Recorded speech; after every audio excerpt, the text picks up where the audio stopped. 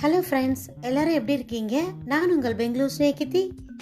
இன்றைக்கு வாழைப்பூவை எப்படி சுத்தப்படுத்தி சமையலுக்கு பயன்படுத்தலாம் என்பதை பற்றி பார்ப்போம். முதலில் வாழைப்பூவின் முதல் அடுக்கில் உள்ள வெளித்தோலை இவ்வாறு எடுத்துவிட வேண்டும். பின்பு இரண்டாவது அடுக்கில் உள்ள தோலை கீழ் நோக்கி இவ்வாறு இழுக்க வேண்டும். மேல் நோக்கி இழுத்தால் பூக்கள் கொட்டிவிடும். இதேபோல் ஒவ்வொரு அடுக்காக வாழைப்பூவின் தோலை எடுக்க வேண்டும். 4-5 அடுக்குகள் எடுத்தவுடன் வாழைப்பூவின் தோல்களை சுலபமான முறையில் எடுக்க முடியாது. அப்பொழுது கத்தியை பயன்படுத்தி வாழைப்பூவின் அடுக்கிலுள்ள தோல்களை எடுக்க வேண்டும். இவ்வாறு வாழைப்பூவின் கடைசி அடுக்கு வரை தோல்களை எடுத்துவிட வேண்டும்.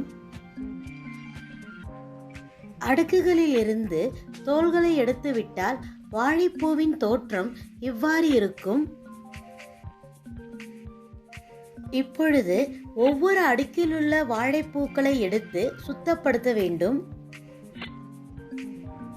புதிய வாழைப்பூவாக இருந்தால் வாழைப்பூக்கள் பிரியாமல் இருக்கும். பூக்கள் பிரியாமல் இருந்தால் சுத்தப்படுத்துவதற்கு மிகவும் எளிமையாக இருக்கும். 2-3 நாட்கள் ஆகிவிட்டால் பூக்கள் பிரிந்துவிடும்.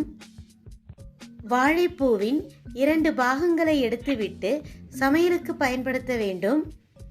ஒன்று வாழைப்பூவின் நடுப்புறத்தில் மெல்லிய குச்சி போல் இருக்கும். இன்னொன்று வாழைப்பூவின் வெளிப்புறத்தில் இருக்கும் புள்ளி இதழ் ஆகும். இது இரண்டையும் சமையலுக்கு பயன்படுத்த முடியாது. வாழைப்பூவை சுத்தம் செய்வதற்கு முன் கைகளில் எண்ணெய் தடவிக்கொள்ள வேண்டும். இவ்வாறு செய்தால் வாழைப்பூவின் கரை கைகளில் ஒட்டிக்கொள்ளாது. முதல் 2 அடுக்குகளிலும் உள்ள பூக்களில் இருந்து இவ்வாறு சுத்தப்படுத்த வேண்டும்.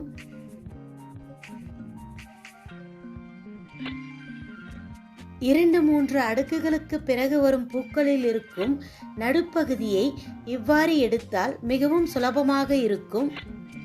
சுத்தம் செய்த வாழைப்பூக்களை மோர் கலந்த தண்ணீரில் போட்டுவிட வேண்டும்.